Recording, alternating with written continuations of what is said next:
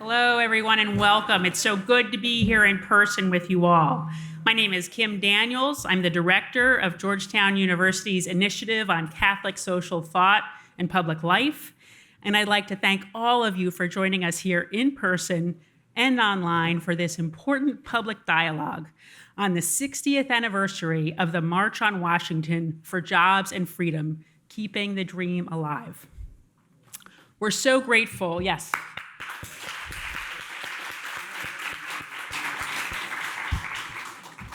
We're so grateful to have so many of you joining us today with a full house here in Copley, over 1,600 people joining us online, and many, many more joining us via C-SPAN. 60 years ago today, more than 250,000 people gathered at the Lincoln Memorial for the March on Washington for Jobs and Freedom, where Dr. Martin Luther King said to all of those gathered and watching throughout the country, "I have a dream." Words that would inspire so many at that time and in the years to come. The leader of Washington's Catholic community at the time, Archbishop Patrick O'Boyle, delivered the invocation earlier that day. Archbishop O'Boyle had encouraged DC's Catholics to participate in the march. Local Catholic parishes and groups and schools offer housing and hospitality, and special masses were held at the Cathedral of St. Matthew and the National Shrine of the Immaculate Conception, as well as many other churches. That day, Archbishop O'Boyle called on all to shun violence, knowing that the meek shall inherit the earth. He called on everybody to live in dignity, justice, charity, and peace. He said it was just as vital today, we know it's just as vital today as it was 60 years ago. And it can also be just as heart-wrenching. As we begin, let's pause to remember and pray for Angela Michelle Carr, A.J. Laguerre Jr., Gerald Deshawn Gallion, who were killed this past Saturday in Jacksonville by a racist gunman who first went to nearby Edward Waters University, a historically Black university, immediately before the shooting. Tonight, we've brought together a remarkable group of leaders to discuss where we've fallen short in achieving Dr. King's dream and how we're keeping it alive. Joining us today are Sister Anita Baird, the United States Provincial for the Religious Congregation of the Societies of the Daughters of the Heart of Mary, and the founding director of the Archdiocese of Chicago's Office for Racial Justice, and a past president of the National Black Sisters Conference. Mark Morial, the president and CEO of the National Urban League, one of the original sponsors of the March on Washington 60 years ago. Mark also served as mayor of New Orleans and president of the U.S. Conference of Mayors. Mark is a graduate of Jesuit High School in New Orleans and the University of Pennsylvania, and most importantly, Georgetown Law. Another Hoya.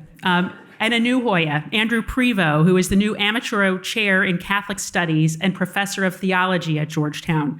We are so excited to welcome Andrew to Georgetown tonight. Let's give him a hand.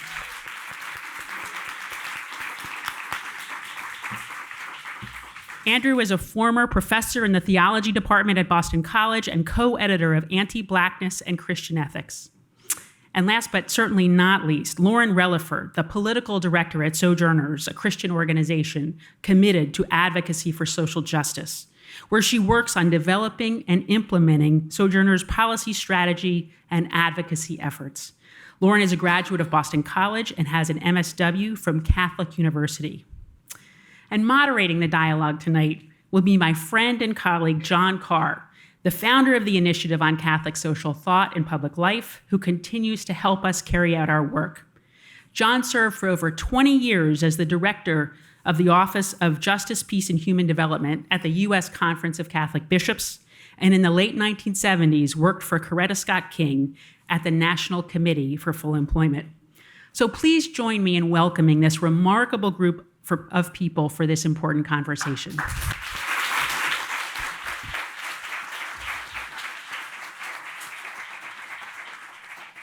Thank you, Kim, for that gracious introduction and getting us off remembering the evil of Saturday as we focus on the good of the March Saturday as well. Kim mentioned that one of the honors of my life was to work with Coretta Scott King in the late 1970s on issues of employment. And when you work with the King family, you are sucked into everything.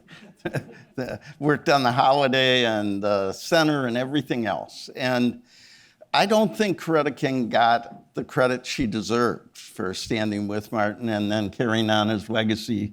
Their home was bombed, the FBI attacked their family, and she continued to work to carry on the dream. And in those years with Coretta, I basically learned three things from her. One, the struggle is ongoing, the work is never done, setbacks are temporary, and love and right will prevail. Number two, fundamentally the cause is moral and spiritual and a religious obligation. And number three, racial justice and economic justice are fundamentally linked, in fact, inseparable. She constantly reminded us that Martin was killed standing with sanitation workers in Memphis. Those three lessons guide our discussion tonight. We thought it was important to come here tonight on this date and at this place. 60 years ago today, as Kim said, 250,000 people gathered.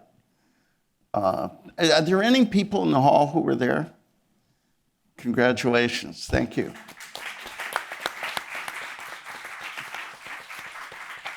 I know there are several online. Some of you know Father Kemp, Shep Abel. The Catholic Standard is a wonderful review of some of the Catholic leaders who were a part of that. But they came together and against all odds changed a nation. So that was 60 years ago. It's also important to remember that 186 years ago, Father Thomas Milady, SJ, sold 272 men, women, and children. And part of the proceeds of that sale paid loans and made possible the future of the university where we gather tonight. This is actually the bill of sale, a copy of the bill of sale. So Dr. King, in his I Have a Dream speech, before he got to I Have a Dream, he said that the nation owed Black people a promissory note, and the march had come to redeem that note. This university is trying to honor that promissory note, and tonight is about how all of America should honor that note. Some things have changed and some things not. We've had a Black president, we have a Black vice president. John Lewis went from being a troublemaker. Cardinal O'Boyle objected to some of the language in his draft, to being a distinguished national leader and member of Congress. But voting rights are not secure. I looked at the program from the march 60 years ago, and two things struck me. One, it was almost all men. Women sang. It was Marian Anderson who told Martin, tell them about the dream. Mahalia Jackson, yeah, I'm sorry. And I was there Saturday. It's not all men anymore, thank God. The most powerful thing for me was Dr. King's 15-year-old granddaughter, Yolanda Renee King, who lit up the crowd. So that's different, thank God. The other thing that struck me is most of the speakers, half of them, in fact, were religious leaders. And there were precious few religious voices on Saturday. And that says something maybe about the religious community, but it also says something about the movement. So tonight, we invite religious leaders, we invite women, we invite you and a lot of others to think about what the march meant and what it calls us to do now. Black unemployment Black people were twice as likely to be jobless 60 years ago, still the case. Black poverty was twice what it was for whites, still the case. And 2 weeks after the march, 4 little girls died in a bombing in Birmingham. And 2 days ago, 3 people were killed by racist violence in Jacksonville. So some things have changed and some things have not. And to talk about what needs to change, we have a wonderful group that Kim introduced. And I want to invite each of you as an opening thought to tell us, 60 years ago, hundreds of thousands of people gathered at the Lincoln Memorial to demonstrate for jobs and freedom. It's important to remember that. What was the most important message and impact of that march then? And what does it call us to do now, 60 years later? Let's begin with Mark. First of all, good evening to all. And let me just say thank you to you and to Georgetown University. It's always an honor to come back to your alma mater and to share some thoughts. And I want to thank the co-panelists here. I just had the pleasure of spending 2 hours in the Roosevelt Room at the White House with President Biden, Vice President Harris, the King family, and some 12 to 15 civil rights leaders to share with the president and reflect on the moment and talk about the issues that are so prevalent today with respect. So that meeting, which was planned many weeks ago, turned into a discussion stemming from what happened in Jacksonville. The stark reminder that racially motivated hate and violence is too common in America today. You know, whether it was Jacksonville or Buffalo, the Tree of Life Synagogue in Pittsburgh, El Paso, Mother Emanuel Church, I could continue to go on. How can violence be such a weapon so common to affect our fellow citizens? So that has been bearing and waiting on my mind. As I left the march, I was proud to speak on Saturday. My late predecessor, the great Whitney M. Young, was one of the original Big Six leaders who helped to convene the march. So I stood sort of on his shoulders at the march. As soon as I returned to my hotel room and turned on television, there it was. And then 1 minute later, my phone rang, and it was Assistant Attorney General Kristen Clark who informed me. She said, "I'm giving you a heads up that we think we have a racially motivated hate crime in Jacksonville." I said, "I'm looking at it on the news, but they're not saying racially motivated as of yet." It is a reminder of where we are. I just want to make a couple of other points in the opening. It was shared with us the role that the Catholic Archbishop of Washington played in the 1963 march. I'm born and baptized in the Catholic Church. The Catholic faith that I adhere to is a Catholic faith that honors, respects, and places social justice, racial justice, and economic justice as a primary tenet of our faith. I appeal to those of you who are of the Catholic faith to not allow the continued diminution of that as a fundamental principle of Catholicism in second or third place from other issues that may be very important. It is very critical, and I think you mentioned it, that the faiths, all faiths of America, meet this moment of racially motivated violence, the effort to undermine American democracy that we face in this nation today. We have to meet this moment with will, with passion, and with truly a great and powerful commitment. 60 years ago was a seminal moment in American history. It was perhaps one of the most important moments in American history. We have got to recognize that in this moment, as we gathered for the 60th anniversary, that as much as we can celebrate steps forward and progress and things that we are proud of, it is untenable and shocking to me that there is still so much work left to be done, and that there are still forces in this nation and forces across the globe that seem to want to live in an era long past. We have to be united in our commitment to a nation and a world based on the values of inclusion, opportunity, justice, and tolerance for all. So thank you so much for having me today. Look forward to the discussion. Thank you.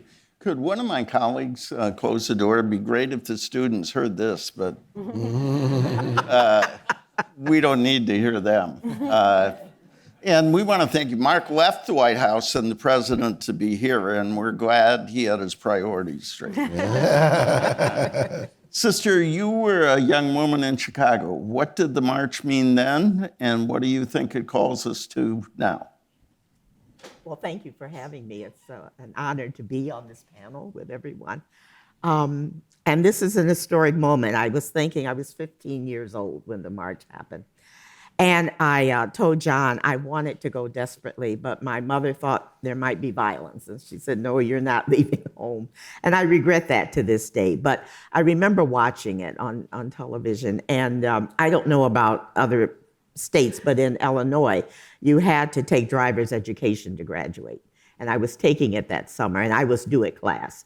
And I didn't go to class. I was glued, to the black and white screen watching it. But to me, it said it was a moment of great hope. It was also a moment of reckoning. There was a sense that the nation was at the point where we were willing to turn the page and begin to walk in a different direction. And so many lives have been sacrificed when we talk about to vote, just to be recognized as a human being. When you talked about, John, the promissory note, we're still waiting to collect on that, okay? It's still coming back and bouncing because we are failing as a nation. And when I look at where we were then with the hope and moving forward and where we're at today, it calls us to vigilance and to realize that this freedom we cannot take for granted. Too many lives were lost. And so we have to remain vigilant, and we have to remain, but also remain hopeful. And you said faith. Faith leaders were there. I have concern today because we're not hearing the voices of our faith leaders, particularly our Catholic faith leaders, as you were saying. That is a real concern because, as Dr. King said, it has to be faith, it has to be love, it has to be the gospel that's going to free us from this hate. Thank you. Lauren, in some ways you represent a new generation of leaders. For you, the march is history, not something you wanted to go to, but something you heard about. What do you think was its significance, and how does it push us forward now? Yeah, sure. I also want to extend my incredible thanks, or sincerest thanks to you all, and just the incredible opportunity to say hi, C-SPAN, because I'm such a C-SPAN nerd, so this is so amazing. I have 3 C-SPAN t-shirts at home, like it's real. And just to share a stage with such powerhouses, and I just want to especially thank you all for the work that you've done to make it a little bit easier for me to be visible in the spaces that I am, especially when you occupy that first and only space. The trauma of that can wear and tear, and so I appreciate the work that others have done and the trauma that they've endured, so that way it can be a little easier for me. I think in particular, when I think about the march, I did ask my relatives, in part because I am a 5th generation native to the area. My grandparents, my grandmother grew up in Georgetown when it was black. And the house that they grew up in is they will say Wheatley Butler home, but I will say Butler Wheatley home, because the Wheatleys who owned the block were actually Confederate sympathizers and had slaves in the home. And the tale is they actually hid 2 Confederate soldiers in the basement where the slaves lived. And so this is the home that my very Black family grew up in for many generations. And so while that may be the past is still prologue, right? And so I asked my Uncle Robert, what the march meant, because I said, you see a lot about people sharing stories about, all the positives, but I'm like, give me the real tea. Like, what was really going on back then? And my uncle shared similar story that his mother and father would not let him go because he was too young and they were afraid of violence. And not necessarily violence from our own, but it was violence because every night at 6, they would have dinner. And then after dinner, you would watch the news in the house. This is a tradition that we still carry on. This is probably why I do what I do, is because I've been watching the news and asking about taxes since I was, 5 years old. But my uncle shared that just every night it seemed like all they were doing was seeing violence. Black people being hosed down, Black people being shot, anti-Blackness, Black hatred. Sounds a lot like now, right? Sounds a lot like the reality that we're living in. And I think when he said that, it really struck me. And I know, again, we talk a lot about the hope, but I think what really struck me was the fact that between then and now, this anti-Blackness is so pervasive. And I think when we talk about racism, we really need to talk about the anti-Blackness aspect of racism, which is very specific and explicitly targeted to anything perceived as Black or from the African diaspora.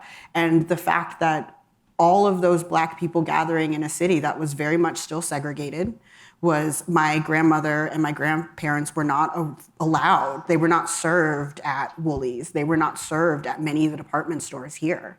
And so Black people to come into a city like that, where our safety was not guaranteed, was monumental. It meant that Black people could gather in mass and still be safe, which has historically not been a thing. We still see stories of Black people in groups being terrorized, being harassed. Nothing is new because anti-Blackness isn't new, right? Not only that, it was Black people standing up, and while there were some edits, as John Lewis experienced to his speech, to be very forceful about our own lived experience as opposed to having it dictated to us about us. And so to have this opportunity, while predominantly male, to be able to say, this is what it is like to be Black in America. I'm tired of you telling our story. I'm going to do it myself. That is really powerful. And it may seem very basic for some people, but in a society which consistently seeks to modify and edit and mold your voice and your experience and tell you how you have to appear and how you have to talk for someone else's comfort, to be able to show up authentically and use your authentic Black voice is such a blessing.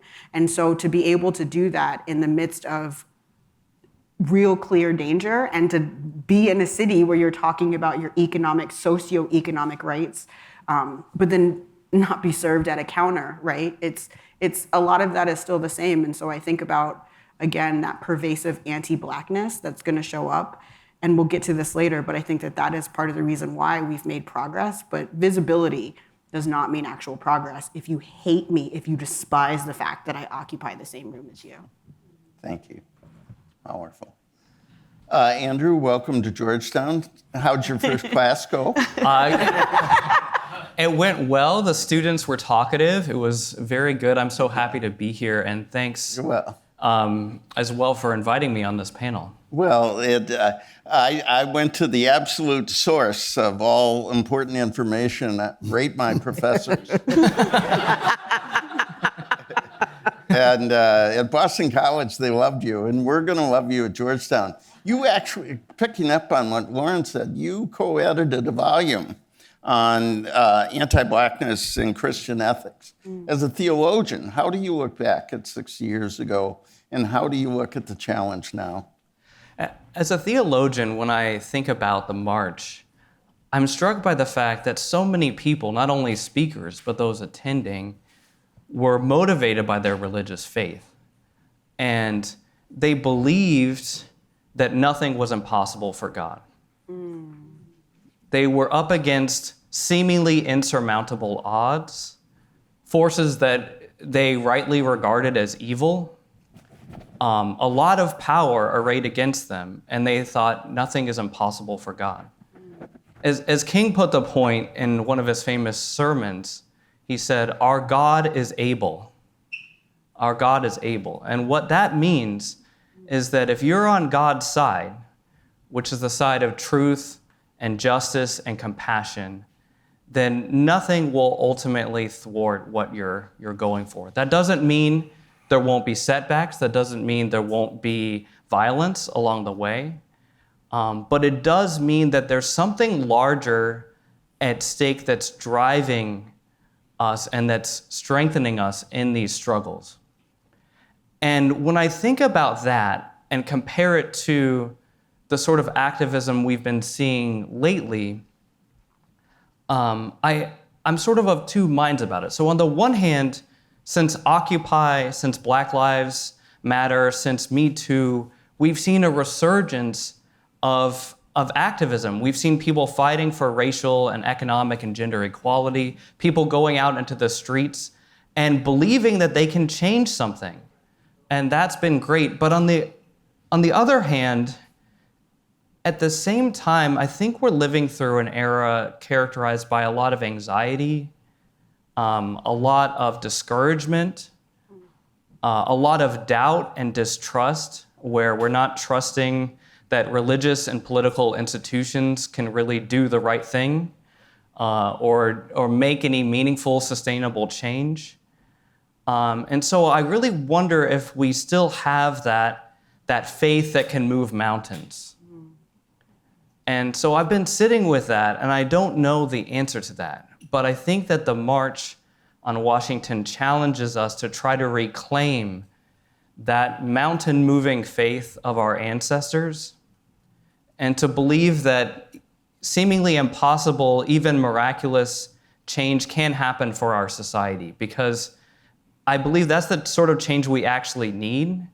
But I don't think we're going to get it unless we find a way to believe in it again.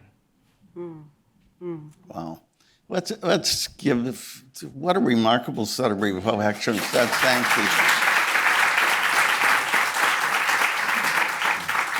I'm going to come back to each of you with a follow-up question. And I'm going to start with Mark. As I read about your life, I was struck by four things. I think you were one of 14 Black students in Jesuit High School in New Orleans, 1,000 young people. Yeah. You became the mayor of New Orleans. Yeah. You became 20 years. You've been the leader of the Urban League. And then on Saturday, when I heard you, you were the person that talked most clearly about economic justice. Mm-hmm. Why do you think civil rights and economic rights, racial justice and economic justice go together? And what should we be working on today? So one thing people tend to forget is that the best known civil rights case, Brown versus Board, was about economic rights. And the challenge to separate but equal was about Black students that had to walk to school and white students whose school was closer to theirs and they had a bus. It is important to recognize that when Rosa Parks refused to give up her seat, it was about transportation rights. That the Civil Rights Act of '64 was about employment discrimination, but it was about public accommodations. Mm-hmm. The right to eat at a lunch counter. It was about the right to hold a job. Economics is intertwined into the civil rights movement and ethos and struggle and battle. And it is often forgotten that in the 1960s, there were four major, what I call, justice initiatives. The Civil Rights Act of 1964, the Voting Rights Act of 1965, the Johnson Anti-Poverty Programs of 1966, and the Fair Housing Act of 1968. So there's been an intertwining, and I really believe that we have to restore The organization I lead places primacy, the National Urban League, on economic justice. The right to a job, the right to a quality job, the right to build a business, the right to own a home and build assets. That's the fundamental work we do on the public policy front and also through a wide array of programs that help people achieve those objectives. And we've got some work to do to elevate economic justice. Social justice is key, but in this nation, economic parity is so crucial. Economic parity is the key to quality of life. It's the key to the ability to take care of yourself and your next generation. And so I thought, just for everyone's benefit, the National Urban League has issued a 3Ds, call to action. The first is defend and fix democracy. The second one is demand diversity, equity, and inclusion in all aspects of American life. Campuses, classrooms, courtrooms, boardrooms, factory floors, and the like. And the third one is defeat poverty. Because you said it at the top when you gave some, where we have made the least relative progress is in the economic arena. And the analogy we embrace at the National Urban League is that Black people, and to some extent Latinos as well, are like the caboose on the economic train. When the unemployment rate goes down, the unemployment rate for Black people goes down as well. But it's still twice what the white rate is. And you can look at the same thing when it comes to the poverty rate, the home ownership rate, the business formation rate. And so this country's calling card is economic opportunity. We have a $23 trillion economy. Our economy is the largest in the world, and it is as large as the second and third economies, China and Japan combined. Our economy. Yet for the past 30 years, as our economy has moved from being a $5 to $6 trillion economy to being a $23 trillion economy, the relative economic standing, not only of Black people and brown people and white people, but the economic standing of the bottom 2/5 or the bottom 3/5 of our population has not kept pace with that economic growth. And that is why there's so much economic stress. We have a new face of poverty in America. People who work all the time, sometimes have college degrees. Some work 2 jobs and still have a hard time making ends meet.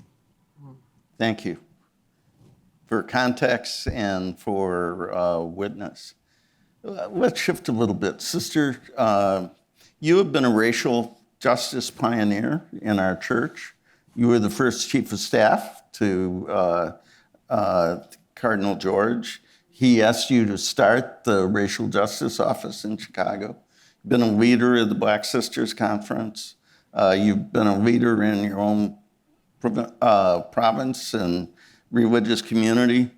What's your assessment? Some things have changed. We have an African-American cardinal here in Washington tonight. He is at Howard University, dedicating the Sister Thea Bowman. If you walk to the back of this place, you go to the Sister Thea Bowman Chapel. Some things have changed, but a lot of things haven't. Sister Thea said being a Black and Catholic is sometimes like being a motherless child. You've been a leader in your religious community, in our church, in our diocese. Where has the church moved forward? Where has the church been in the way? And what do we need to do? Good question. And we don't have all night. Yeah, right. But let me also say that Cardinal Gregory is a native of Chicago. So we raised him and we've given him to you. So, but you're blessed to have him. He's a wonderful person. It's a complex question. As you were saying, born and raised Catholic. Often people say, why do you stay Catholic? you know. And I say I stay Catholic because I believe in the Eucharist. I believe that that table calls us to make a place for everyone. That's who we are called to be. I think the church in some ways has been prophetic, and in other ways it has not. I think one thing that the church has failed to do is to acknowledge that slavery began with the Catholic Church. Pope Leo. You know, it didn't begin in 1619, you know, but it began with papal bulls issued, you know, talking about those who were non-Christian, enemies of Christ, and that the kings of Portugal and Spain had the right to take their lands and then come to this country and take the lands from the indigenous people, you know. So the doctrine of discovery, and we're still using that today. And the church has not repented for its role in slavery the way that I believe it needs to. We talk a lot about reparations. Reparations isn't just about a check in my pocket. And that's what people want to reduce it to. Though we deserve that. I mean, you know, 400 years of free labor, yes. But the reality is that reparations begins with the acknowledgement and speaking the truth, owning it, and asking forgiveness for it. And so the church has written a lot of pastoral letters, beginning in the 50s, because frankly, during slavery, the church saw it more as a political issue and not a moral issue. And so you mentioned about this university wouldn't be here had it not been for slaves, okay? And so bishops owned slaves. The church became rich in this country. This nation, the wealth of this nation was built on the backs of the enslaved. And so I think that our call as Christians is to speak that truth and to own it, to repent for it, and then to be able to stand up and speak for those things and for the voiceless. When the Holy Father was here in 2015, and he met with President Obama in the White House, he made a statement. I don't know if how many people really heard it or remember it, but he made the statement that Catholics, along with their fellow Americans, were committed to being tolerant and inclusive, to protecting the rights of individuals and communities, and rejecting all forms of unjust discrimination. He said Catholics are as committed as their fellow Americans. But we don't see that. We don't see it spoken from the pulpit. We don't see our bishops there. Right. They talk about Black Lives Matter and they call it a pseudo-religion. No one wants to address the reality. And so I think for the church, yes, we stood with Dr. King when he challenged religious leaders, and not just Catholics, but all Christian religious leaders to stand up for the gospel. We were at the March on Washington. We marched in Selma. But today we have become very silent, and we have sold out to a system that does not always have what is right for all people, the dignity of life. We have sold out for life in the womb, but we could care less about that life once it's born. And that's the challenge for us. You've outlined the challenge. This university, given our history, is trying to struggle with what it means to own our behavior, to acknowledge it, to speak it, and to respond. And I want to just, if I may, add something, and this is really speaking. So it's difficult for me to sometimes go to a mass and listen to a sermon or a homily that never mentions racial justice or economic justice, that waxes in the abstract and doesn't speak to the moment. And since I have an opportunity to worship in all sorts of faith traditions, you know, we have to acknowledge here, we're at this great Catholic university, and I'm born and raised Catholic, of the fact that in some cases the leadership of the church is missing this moment, missing their responsibility today. And I say it because I want them to hear it.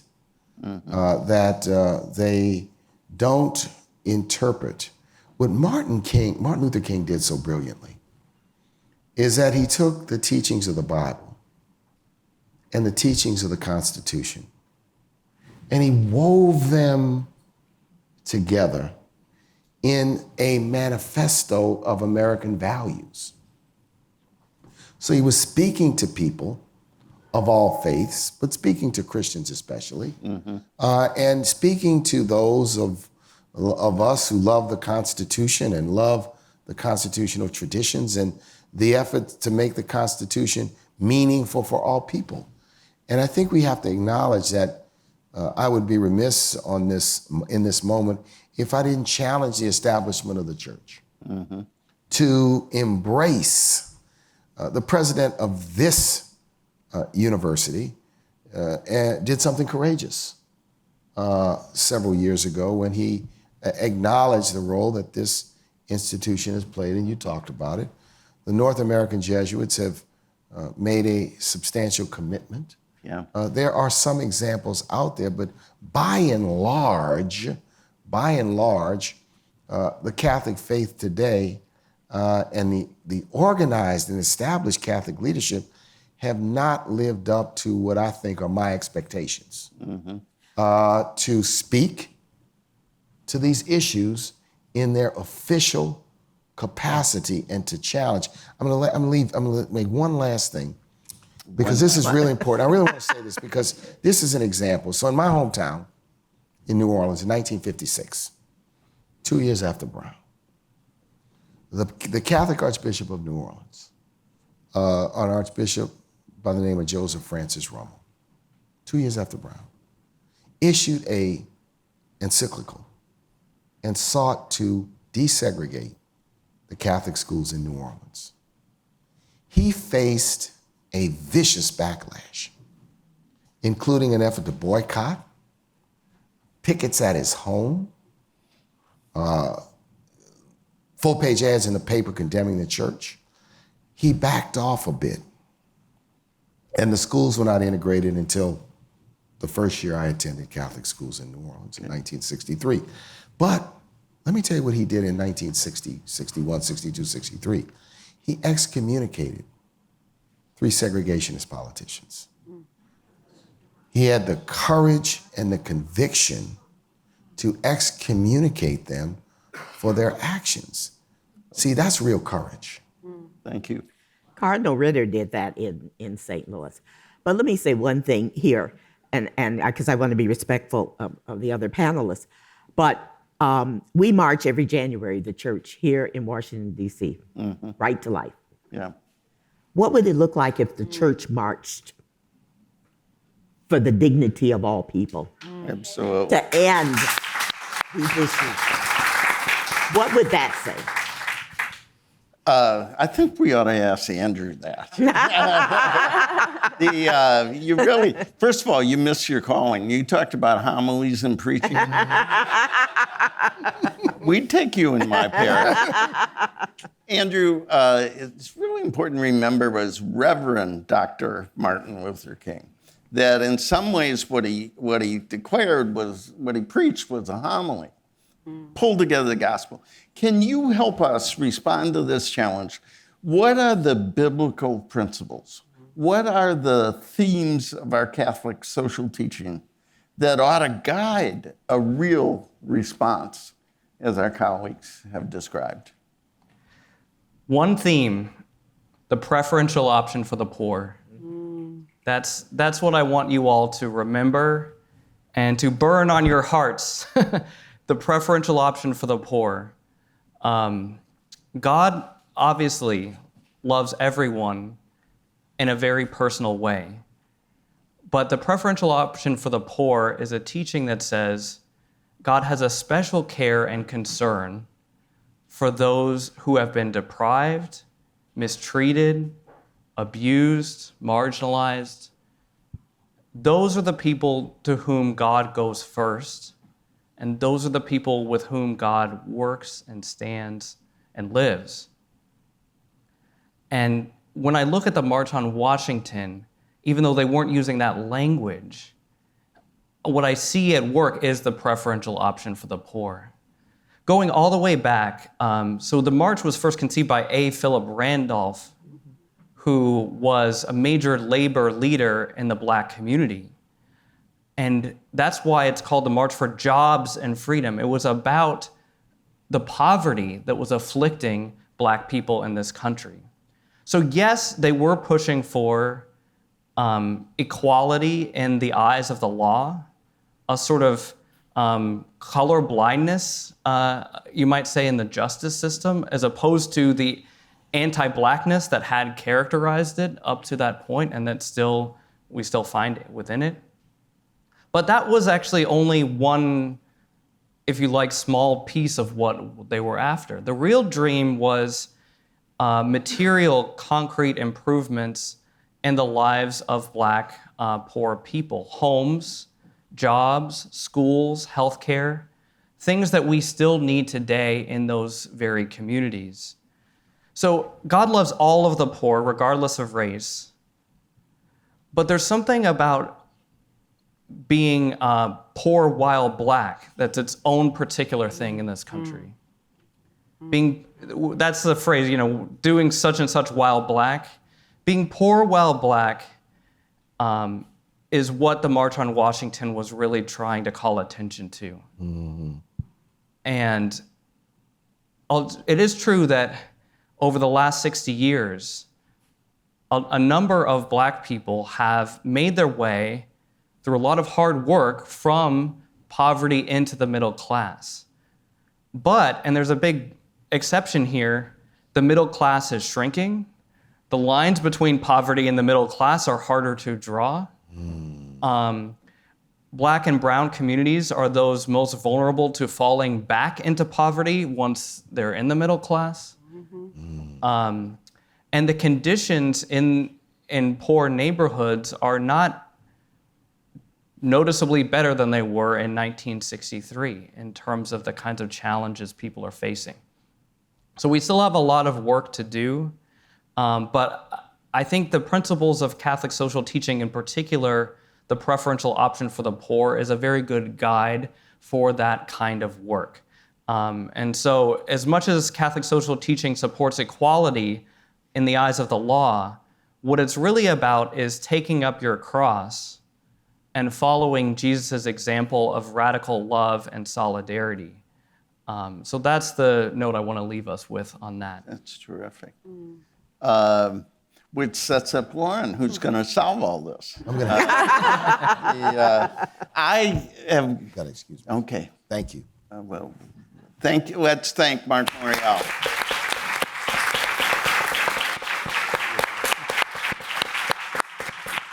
Mark is going to be spreading the gospel on MSNBC and CNBC, and they are waiting for him. So he left the White House to come here. We're letting him leave us to go there, and you go with our blessing and our thanks, Mark.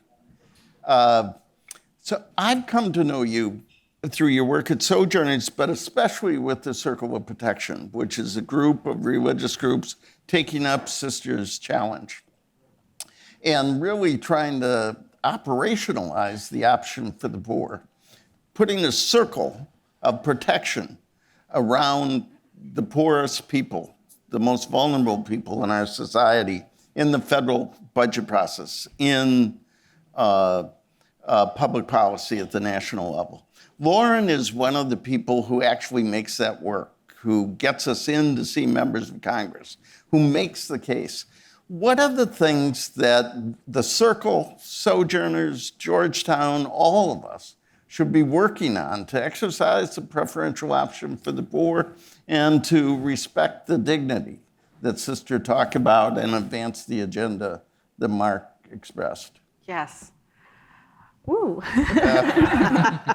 I told her you were our queen up. I know. I've run anchor leg before, but this is quite a relay team. Well, first, I think just to get back to what a lot of folks are saying, I think there's been a weird energy that a lot of us have felt that are doing this work on the Hill, amongst coalitions, amongst stakeholder partners. And I think it's this energy is realizing that we are in a moment of cultural inflection and reflection, and how that then plays out in our public policies. And we're really seeing that. And when I say socioeconomic, I am speaking to a race class understanding of the economy, because I'm looking at the social status of individuals and how that social status then dictates their economic power or lack thereof. So that's what I mean when I say socioeconomic. And so what I think, one, we need to do is look at the way in which we actually just create policies. That's a lot of the work that I try to do at Sojourners, is decouple this notion of individuals as numbers. One is a big thing.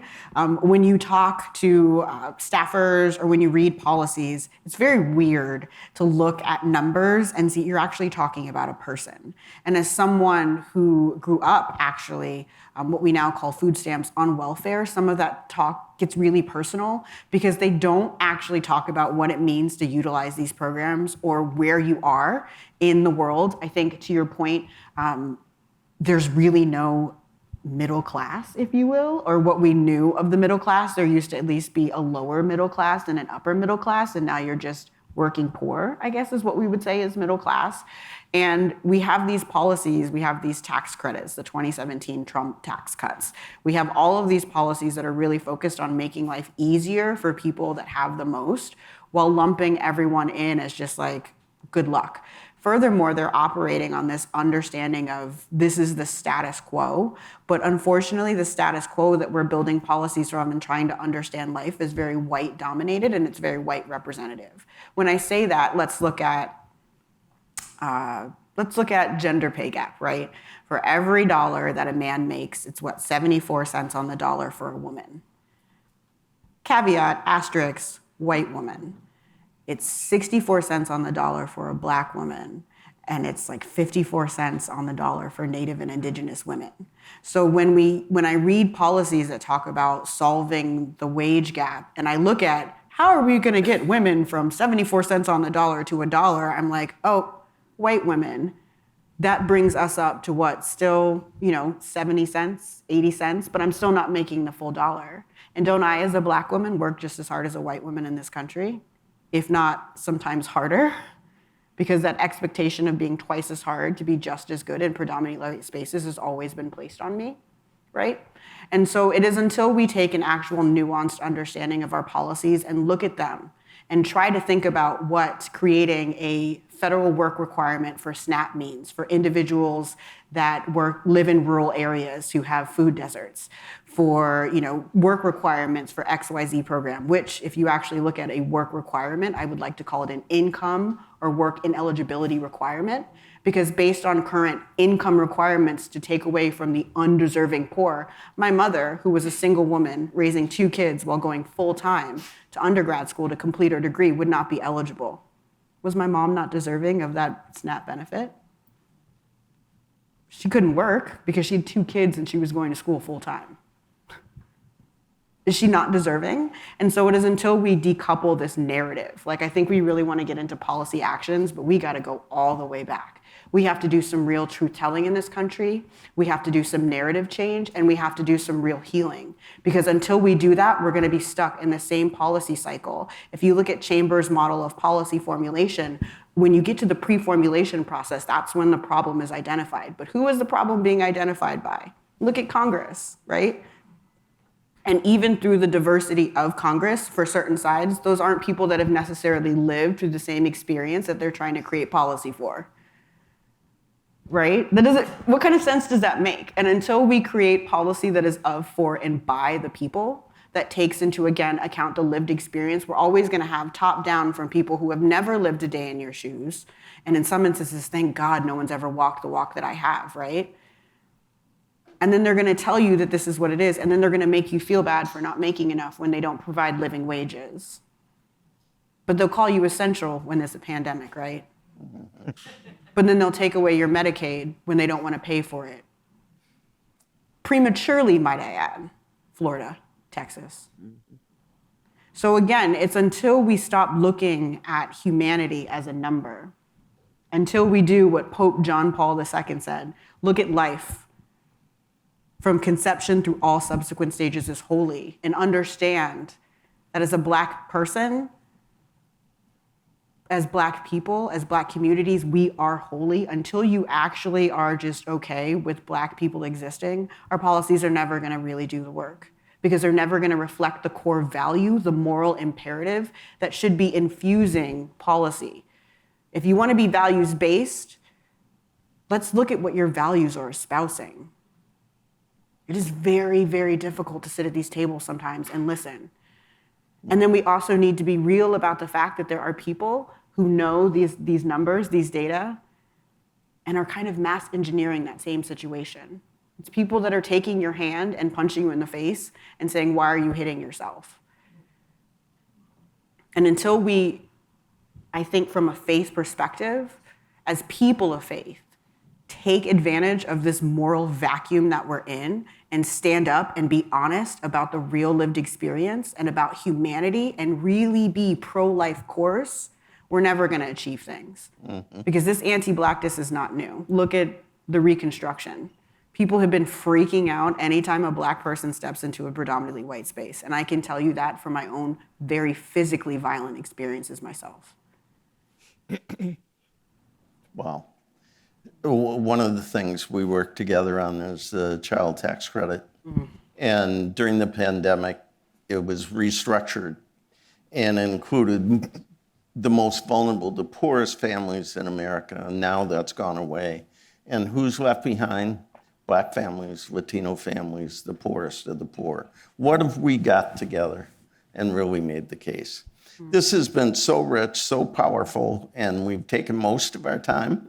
But we can't leave without some time for questions. So I'm going to invite our colleagues to come forward with microphones. I'm going to make my constant appeal. If you could put your question in the form of a question, that would be very helpful. And I think we're going to go about 10 minutes with the questions, and then we're going to wrap up and we can continue the conversation over food and drink. For those of you that are here online, go to the refrigerator and join us. If you're on C-SPAN, good luck. Yes. So questions, comments? Questions, I guess, really. Put your hand up. Hi, welcome. Identify yourself. Hi, my name is Eleanor. I'm a first year here at Georgetown. Yay! Yes, thank you. Okay. You should talk to Andrew. He's finding out a lot about this place. We're freshmen together. My question is specifically for Lauren. As a young person in a space that is so dominated, I mean, you look at Congress, the age of Congress is so, forgive me, but old. I'm so sorry. I'm so sorry.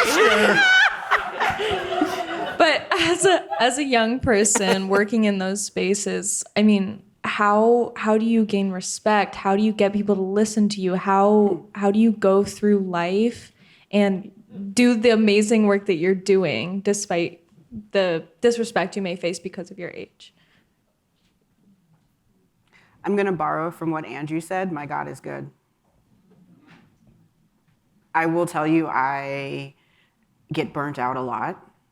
There's things that are said that I'm like, did you know that was racist? And that I'm Black? That was racist, all get out. Oh my God, you have control over the lives of so many Black people. Like that's very, like it's, I'm the canary in the coal mine and I'm like on my last tweet. But I also am a descendant of enslaved people. And I am the daughter of Stephanie Gray and the daughter of Antonio Relaford. I am the great-great-granddaughter of Katie Mae Jones, who chased the Klan off her property with a sawed-off shotgun. And so I think it's a bit of spirit, but I think it's also just leaning into your charisms. And I highly recommend you look into charisms. And what that means as a Catholic to be made to help other people. And I just remember the fact that I get weary, like my tattoo says, I may walk through the waters, I may walk through the fires, and they may singe me, I may get overwhelmed, but I won't get burned. That's not to say I don't get burnt and I don't get burnt out, but when you know that you are part of something bigger, that passion is always going to fuel you. And I'm also in the company of some really amazing people who fortify me, who allow me to be my broken mess, who allow me to be my sometimes immature self, who just allow me to get out and be who I need to be, so that way when I walk in those rooms, I can be Lauren Whitney Relaford, social worker. But I'm also recognizing that bit of that is a persona, right? Because that's the best version of myself. And oftentimes I do have to present that. I appreciate you saying I'm young. There's a few gray hairs. I got my hair done so you can see them. Yeah, but you can't take away my power when I am consistently working day by day to remind myself that God made me with a purpose, and that the soul work and the soul assignment is bigger than myself, and I can't let God down, right? And not only that, like, I look at Jesus and I read James. James is very clear, and I was like, this is Jesus' half brother. I can only imagine how lit Jesus was, right? And so if you have those kinds of examples where you have James, that's like, if you walk by someone and you're like, peace out, I'm sorry you're hungry, like, you're gonna go to hell, that's a really big motivator, right? Right? I appreciate the question. I could probably give a lot more nuanced answer, but I think that those are the things that have really helped me go. And it's just also the fact that I've been in these situations before. I don't think people understand what it's like watching your parents stress out about having to feed you, about, paying rent. That stress does not go away. It endures forever. Even when your parents stress out about something small and you have that, that's the stress of I don't think people realize that that's what it is. And so to the extent to which I can work to ensure that someone else doesn't have to live through that stress, that adverse childhood experience that I did, and can have a mom who can enjoy the years really raising their kids without worrying about all those other determinants of health, like, that is the motivation, right? I have been blessed, so how can I bless you? That was powerful. Welcome to Georgetown. As an old person, I want to say Mitch McConnell makes me proud to be old. How about right here? And let's do a couple at once. Two right here. Right in front and then further back. Hi, my name is Phil Fiudino. I did go to Georgetown, get a master's degree when I was teaching at St. Anselm's. Terrific. But I moved back to New Jersey. I left for college and I thought I'd never go back, but I inherited my parents' house. So I just started a Central New Jersey Catholic worker in Dorothy Day House. Thank you. So I just want to share that, okay? And I'm going to eventually publicize that, okay, for people that are here. But to you, the professor, thank you so much for mentioning the preferential option for the poor, because when I taught it, I always said that it means exactly what you said, and burn it in our hearts.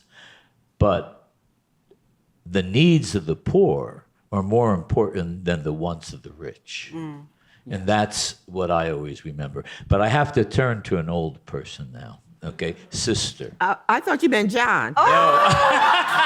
Oh, no. Solidarity. Because I was 15 when she was 15. As an old person, we need to get to the point. Okay, to the point. The point is, how come the bishops aren't saying anything? Ooh. I mean, and you would know this because you lived through encyclicals and teachings. Yeah. Racism is a sin. Why are the bishops? Well, first of all, sister, I'll give you a breath. You ought to read Cardinal Gregory's letter this week on the March on Washington and the leadership he has taken to confront racism in this capital. But go to it, sister. And there are those that have been prophetic voices. But I think as a whole, I think you're absolutely right. And what does it come down to? The pocketbook. Money. Okay. So why aren't we hearing the sermons in our churches? Because pastors are afraid that people will stop putting their checks. You see. But when you stand on the side of the gospel, then you have to believe that God provides. You've got to speak truth to power. And we will be held accountable for that.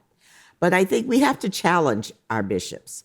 And like everything else, I hate to say it this way, we have to be careful who we go to bed with. And who we owe. And because it compromises us. And we're seeing that. And not just in the Catholic Church, we're seeing that within the Christian faith in this country right now. And so I think the challenge is that those of us that have nothing to lose, okay, but our very souls, have to speak truth to power.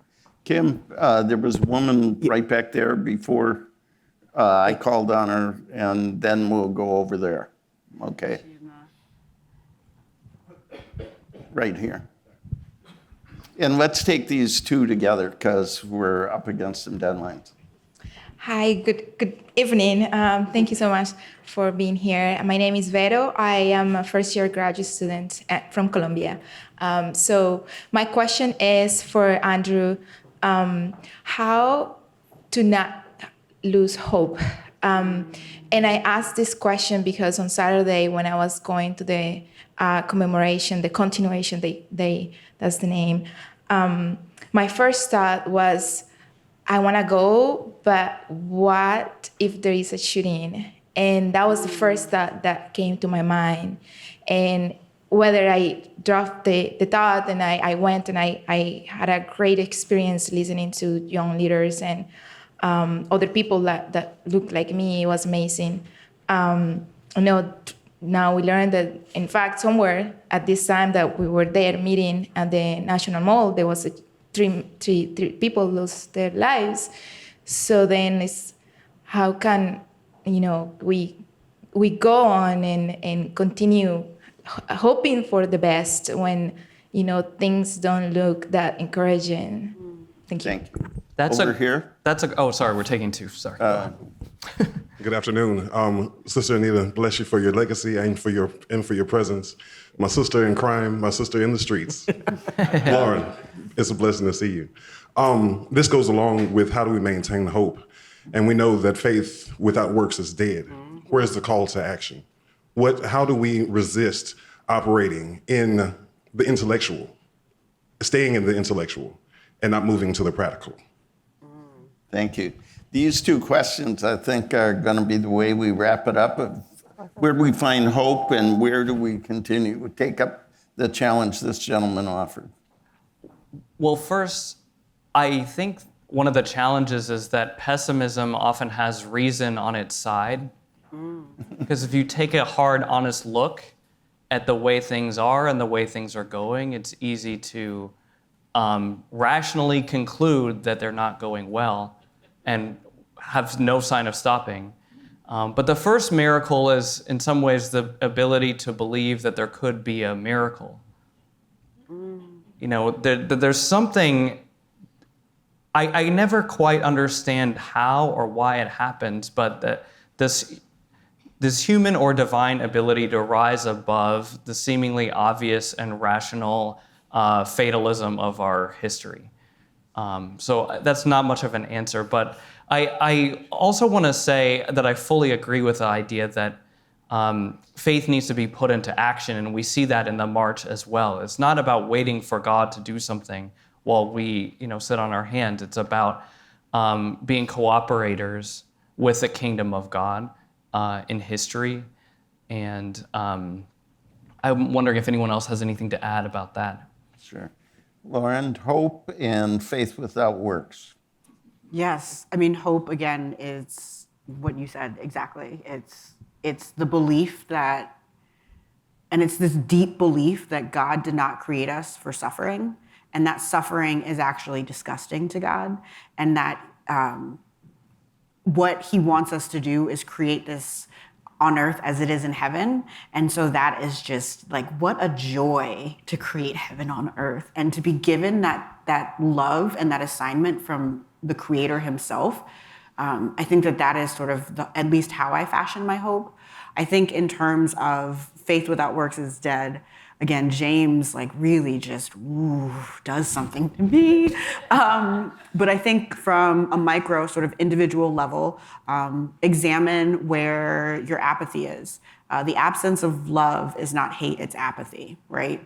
And so where are you apathetic on these issues? Where do you find people being apathetic? If you want to be a true ally, it doesn't necessarily mean coming up and out and rah-rahing all the time. It's when you have those conversations at Thanksgiving dinner where you like to tell me, like, I don't want to sit down with my racist relatives. And I'm like, I don't want to sit down with you anymore. Like, what are you doing? Have those conversations, because I don't get the privilege of not having them. So why do you get the privilege of not having them? At a community level, again, it's investing in your communities. It's investing in ensuring that your states and localities are not participating in the process of gentrification or colonialism, modern day colonialism. Where are divestments being made in certain communities, and how can you invest? And at the national level, I don't know if you guys know this, but we've got this thing called an election coming up next year. And that is the biggest, at least for me, the biggest way to make a systems change. Get involved in the primaries, because the primary dictates who you have to vote for in the general. So don't sit there and complain about who you have to vote for in the general if you didn't do the work in the primary. Get your candidates up and out, so that way when it comes to November, it's a much easier choice. And that is how we're going to affect and actuate change. Yeah.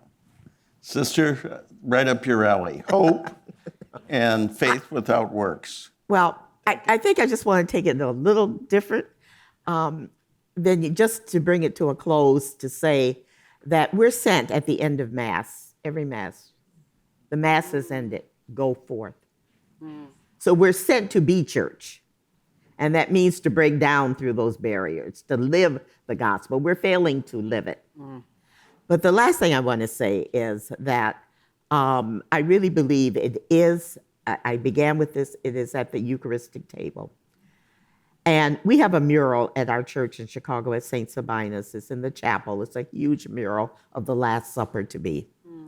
And around this table are men and women and children of every nationality.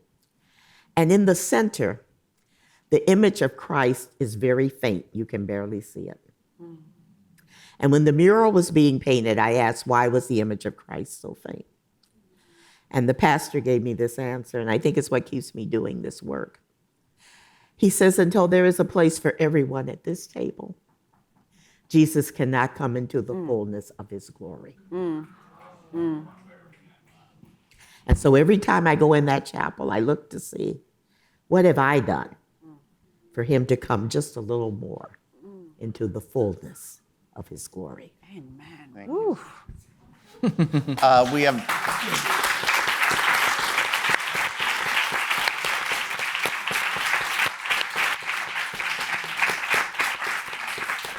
we have several more hands up, but I welcome you to continue the conversation over food and wine.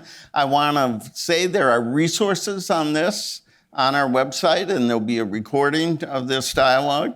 And to give you a quick preview of upcoming dialogues, on September 14th, we have a dialogue, an online dialogue on Catholic sisters living the church's social mission. They are really signs of hope. And we'll have sisters from the border, from Africa, from Latin America. The sisters have really been the ones who have put Catholic social teaching to work. So that's September 14th. We have a Salt and Light gathering for under 40. I think you qualify. Can I come to that? Yeah, you and I are going to be there. How we can live faithfully in our personal, professional, and political lives. And Luke Russert, who's written a book on how Washington touched his life and distorted his life in some ways, will be joined by other young leaders. On November 2nd, we have a really special thing, a Washington premiere of a new film called Join or Die. It's about the isolation and loss of community in the United States. And we're going to feature Robert Putnam, the author of Bowling Alone and Our Kids, in a major dialogue. And then you've been following the terrible situation in Nicaragua with the Jesuits, the university and their home. And we're going to have a Dahlgren dialogue on November 14th on the witness of the Jesuits in the church under this kind of pressure. So we have others coming. Keep your eye open for that. I want to thank my colleagues, Kim Daniels, Kim Mazik, Anna Gordon, and Christian Sonnen for making all of this possible. And thanks to all of you for joining us. And join me one more time in thanking Mark, who's spreading the gospel on MSNBC, Sister Anita, Lauren, and our new professor at Georgetown. Thank them for a wonderful evening.